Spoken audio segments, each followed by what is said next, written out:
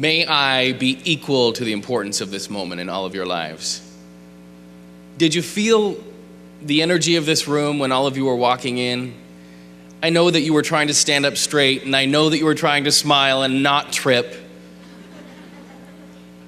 But I hope you took a moment to really feel what was happening in this room. As I sat here, I mentioned to some of the people I was sitting next to, I wish that we all could treat each other the same way that we see all of you up here on the stands treating these distinguished graduates tonight. Maybe we can work together starting today to accomplish such a goal. There are a couple of beliefs that I have come to know to be true in my own life that I hope can sort of guide my remarks to you tonight. And lest we make this a boring one-way experience, I want all of you to quietly stand and participate with me in the speaking of these two values that I hold dear to my heart. So go ahead and stand up for a second. Yes, you too.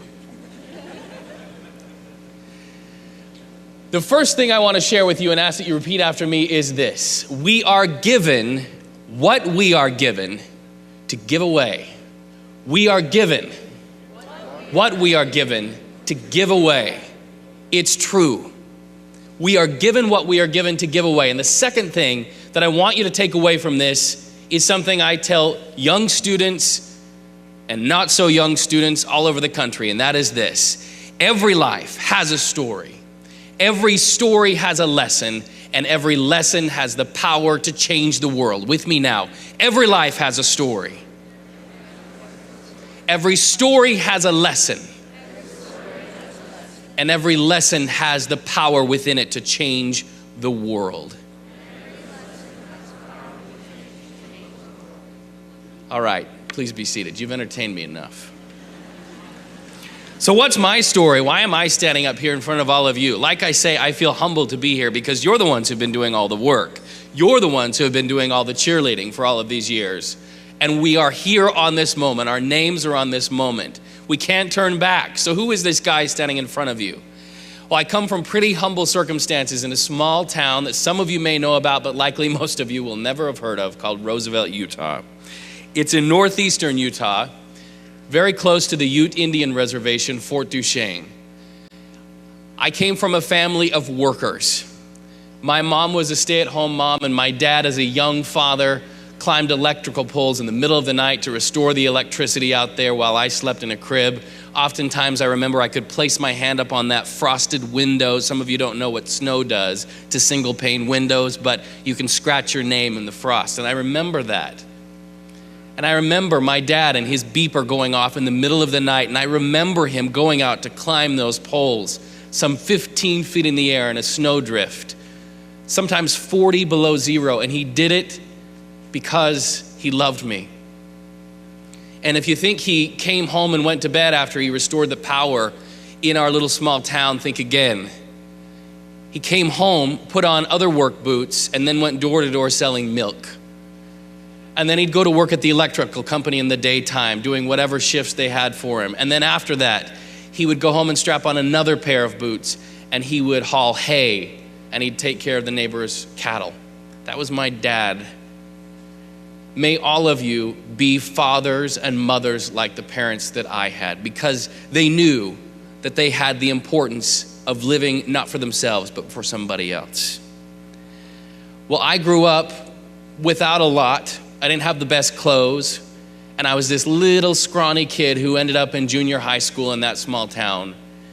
And for whatever reason, I was one of those kids who was bullied. I was picked on, and I knew what it was like to go in my school, little Roosevelt Junior High School, and quickly look left and look right in sort of a tactical way and duck down the hallway to my classroom as quickly as I could and take that back seat at the back corner of a classroom.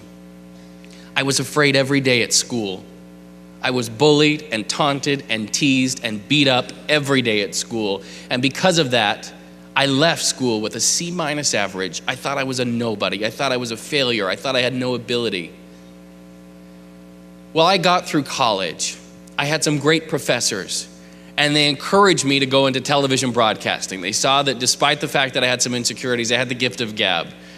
So I ended up with a degree in broadcast journalism and started with my first job in Bakersfield, California as a TV reporter.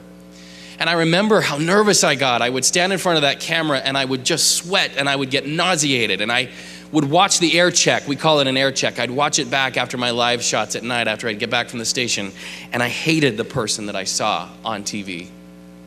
And I thought, I've been blessed.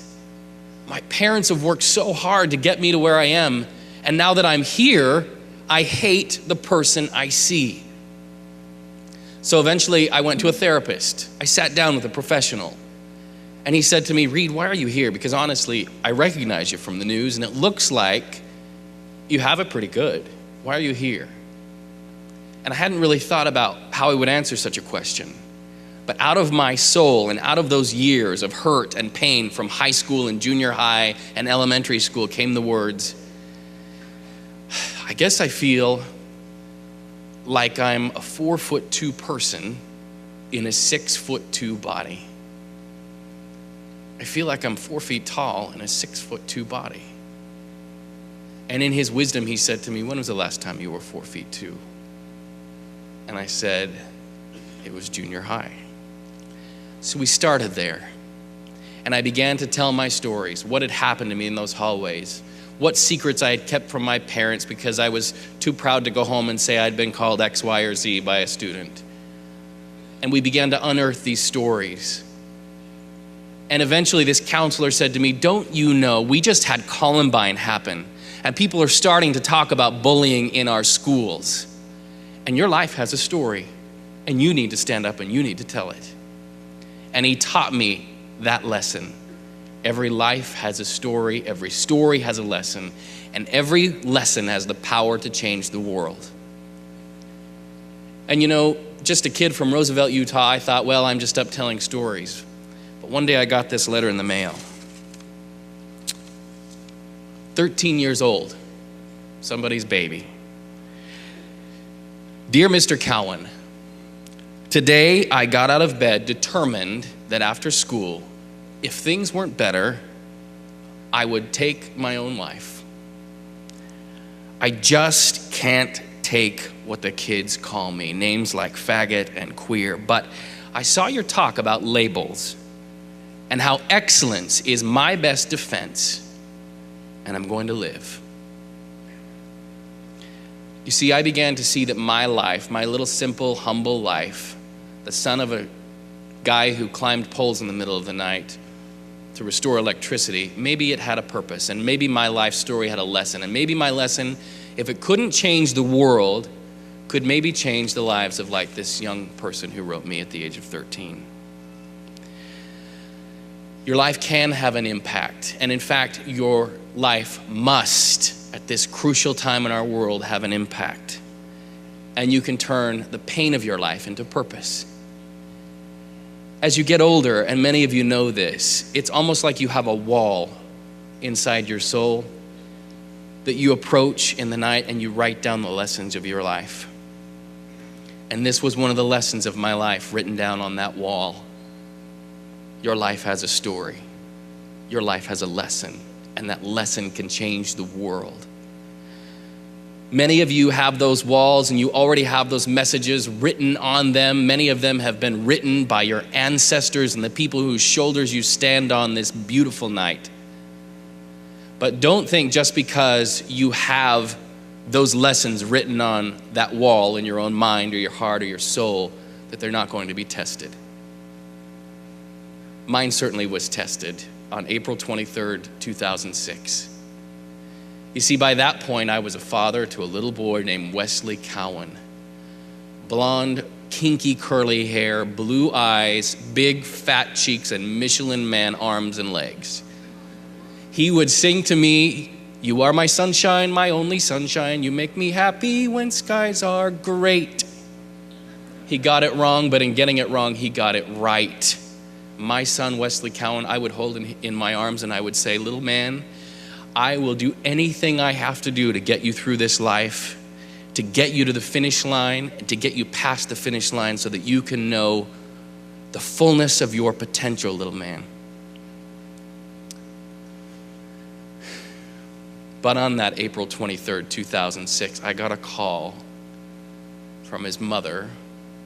He was in his mother's backyard, and he was climbing on one of those swing sets that has a ladder here and a ladder here, and then a horizontal set of monkey bars that go across the top.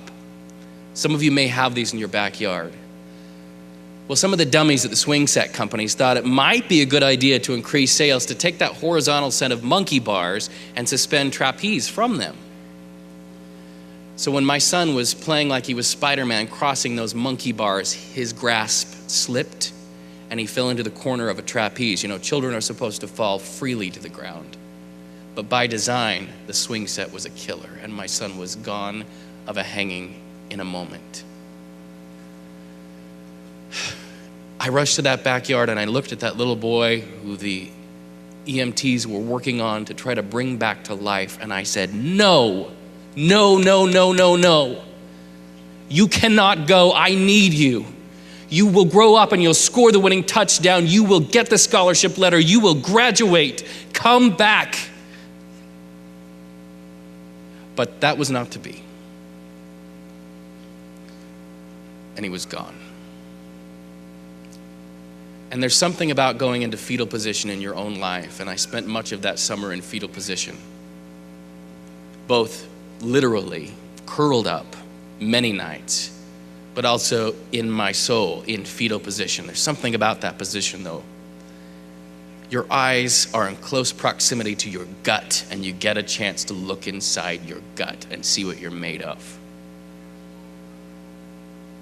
And I looked at what had been written on my wall. Every life has a story, every story has a lesson, every lesson the power to change the world.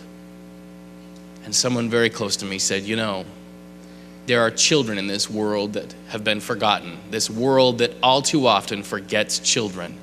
Children Wesley's age who don't make it to their 5th birthday for really dumb reasons. Poor drinking water, no access to proper nutrition, and no access to opportunity through education. And in that moment, I got angry and I thought, no more. I will literally be damned if another child dies on my watch. And so we started the Wesley Smiles Coalition with a determined mission and motto: uplifting the lives of under-celebrated children everywhere.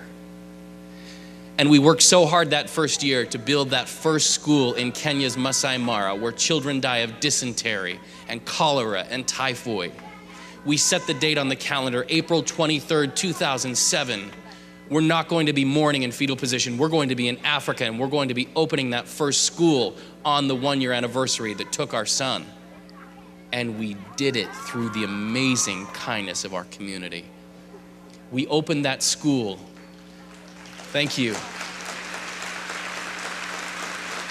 And literally hundreds and hundreds and hundreds of kids in Africa's Masai Mara came running in the Serengeti with their red robes blowing in the wind. And they came to celebrate a chance at what you all have tonight. They get to graduate because of my son and the fact that he'll never wear a cap and gown. And I'm so thankful for that. And guess what? It spread. It spread. And this year, as many of you know, and you probably saw on Channel 7, we partnered with the Broward School District and many of your students here. Students like Spencer Reed and Stefano Perez, rock star students. And we presented a check to Free the Children for almost $100,000 to build 15 schools in Kenya. Do you know how many thousands of kids? Thousands of kids will literally get an access to an education that will not only give them reading and writing and arithmetic, but also a chance to live. And generations will grow in Africa because of your work. We are given what we are given to give it away. Every life has a story, every story has a lesson, every lesson has the power to change the world. What is your story? What is the lesson of your life? And how can you use the lessons of your life to change this world? because truly we are given what we are given. We are achieving what we are achieving, not for us. That's what tonight's all about. It's to celebrate the me and the me factor of all of this. But you haven't done this for you. You've done it for somebody else. Whose life will be changed because you sit here today? Thank you so much for your time tonight. Parents and friends and educators who cheered up in the stands, thank you. Because tonight you gave me a glimpse of what it's going to be like when I get to see my son again, and I'm going to cheer just as loud. You answer those questions I pose to you. You answer those questions, and then by all means, get busy. Get busy, get busy, get busy. Thank you so much.